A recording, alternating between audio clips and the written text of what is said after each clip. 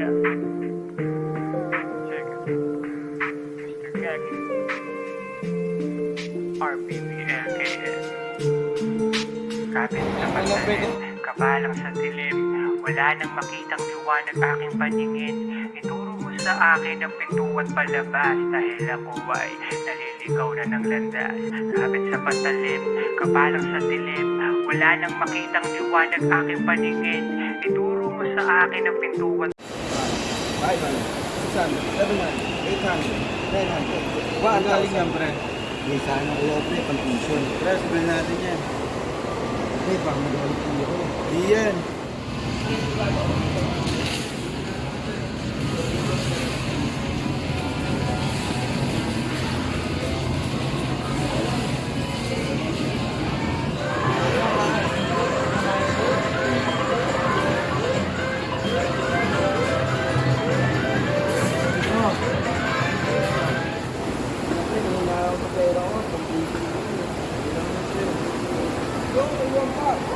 Wala pre ko para matubaw pero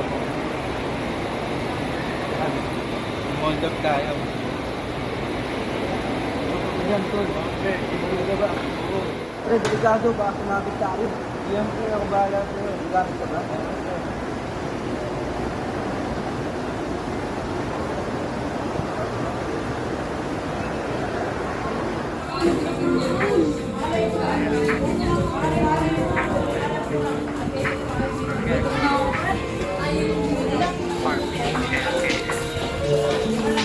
Kapit sa patalim, kabalang sa dilim.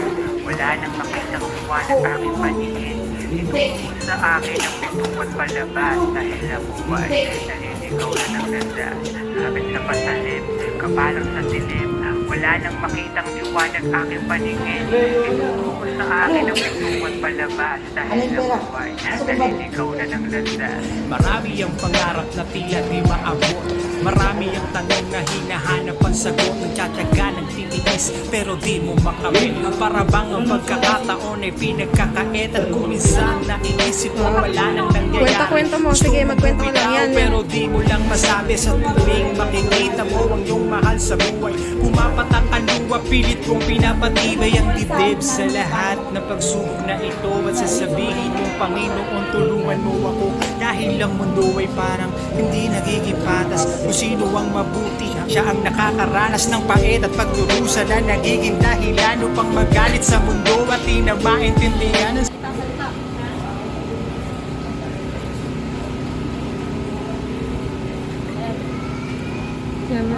Oh, sige, sige. Salita ka lang. Okay, yan sama na.